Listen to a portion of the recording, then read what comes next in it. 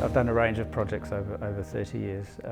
Retail has been quite a big portion of that.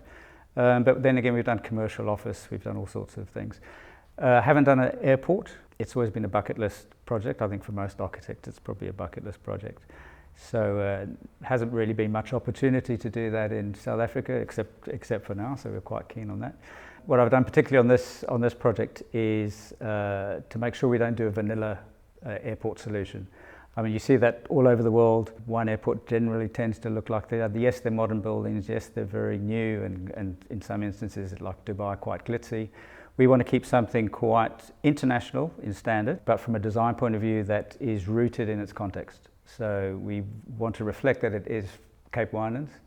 When you are in the airport, when you're experiencing it, my intention is that it's a very unique experience. You're going to know that you're at somewhere special, and you're going to remember it as the Winelands Airport. Transparency is important. So a big key sort of design direction for us is that as you approach the building, particularly from the parking lot as the user, you'll be able to see through the terminal, through large expanses of glass, and you'll be able to see the apron of aircraft ahead.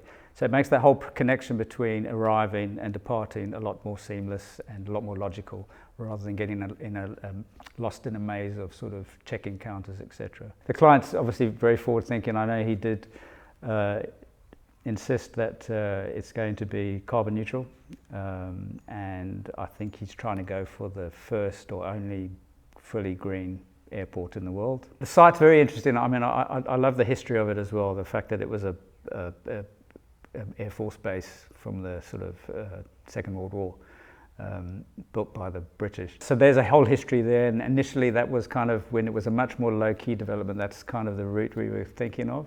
But it's morphed into an international scale Boeing 777s. You know, it's a big airport with ideally a 3.5 kilometre runway. So that's quite exceptional. It's the ability to start with an airport from scratch. It's the ability to start with a design where we've got a client that is forward-thinking, wants the best design he can get, and it's just the magic of, again, I said it's a bucket list sort of building type that every architect wants to design. I mean, if you just see the fantastic designs that are coming out of China and out of the Middle East, it's, you know, these signature designs that all these star architects, we call them, do all over the world. They're kind of signature portfolio pieces. So that's obviously an opportunity, and a fantastic opportunity to create something special, and hopefully create something that helps our brand and helps as well as the brand of the airport.